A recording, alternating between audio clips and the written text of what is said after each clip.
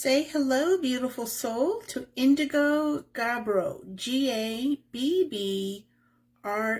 The pink you see is a little reflection of me, or my top, but this beauty is indigo blue, very deep colors, and then mottled lights. I don't think you can see the rutile in this one. I only found it when I was out in the Zen garden in the courtyard out front and looked at this in the sunlight. And it's, let's see if I can find it without taking up too much time looking for it. I don't think you're going to be able to see it in this light. Anyway, I've been working with this amazing stone off and on for about a week and a half, and one morning I took it on a walk with me, or it took me on a walk with it. And the energy from all the crystal beauties that I share this journey with are amazing, and yet this one was different yet. That's what's so amazing, and its primary characteristics or specialities are the whites are purification, the rutile in this one, and rutile in general. Rutile, they're very thin hair-like fingers of spun gold is what it looks like. And the indigo is for your third eye. So the subtle purple color that you can kind of see, and remember I'm wearing pink, so the pink in this instance doesn't count. Purple in the indigo is for your crown, and then it's also for your third eye, so you have a connection between the two chakras. And the white is for purification and protection along your spiritual path. So now I'm going to read what I wrote in preparation for opening up to Indigo Gabbro's energy to share with you. All of these channelings that I've been sharing with you over the past, 30 days or so, this is April 14th, 2020, are in what I thought was going to be a personal journal. Well, it is, except that I am guided now and again to share it with you. So this is what I do with my journals. This is probably going to be backwards looking. But on my notebooks, and I'll share this with you, they're all done in pencil. And this is what I do with all the books that the angels and the crystals and I write and are writing, channeling. So without further ado, this is Indigo Gabbro, my experience, and then the message from this amazing, amazing gift from Mother Earth. The ability to balance lights and darks is both a skill and a gift. It's also a blessing to be consciously aware of what is occurring, even if the precise cause or trigger has yet to be identified and acknowledged. There is always a seeking of balance in energy, thoughts, emotions, and actions.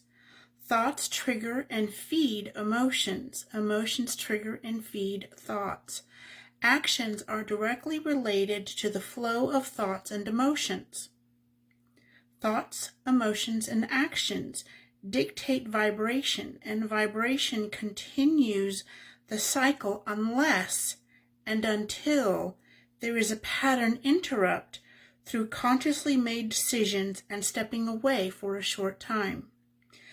The moment I first saw and held Indigo Gabbro, I could feel a lifting of my inner vibration. It was gradual and subtle.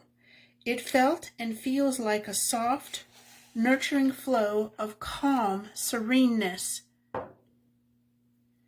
The higher and clearer my vibration, the more I am protected from lower negative energies.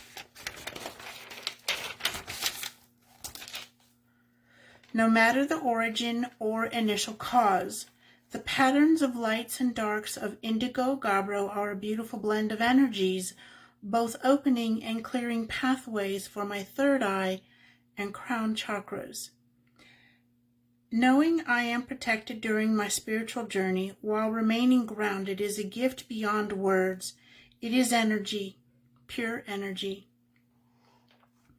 My Indigo Gabbro has rutile in it, visible only in the sunlight. The rutile fingers remind me of the golden flame that emanates from or just above the crown chakra during meditation. It also reminds me of the inner presence of infinite prosperity.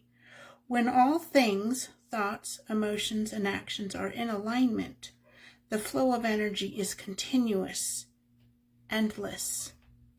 Indigo Gabbro, what would you have us know about you? Is there a specific way to work with you to more fully connect with your gifts of inner enlightenment? Each is guided in their uniqueness as to whether or not one way is better. There truly is no right or better than another way to work with and accept the flow of energies within and around you. You hold me in your hand. You have me near as you go about your daily human ways. You have placed me beneath your head during sleep time. All work equally well. It is following guidance in the moments and ensuing moments that create the unmistakable energetic connection, which then allows the lifting of vibration from deep within the physical vessel of your soul's energy. It is the acceptance of flow that all becomes aligned in every aspect imagined and that yet to be imagined. The lifting of vibration settles the soul, creating space for all that is being asked of you now and in the days ahead. There is much to learn, to release, and to embrace. You know you are where you are meant to be. You know you are where you are meant to be. All is unfolding day by day. Thank you, Indigo Gabbro, for sharing this and for your many gifts. You are most welcome.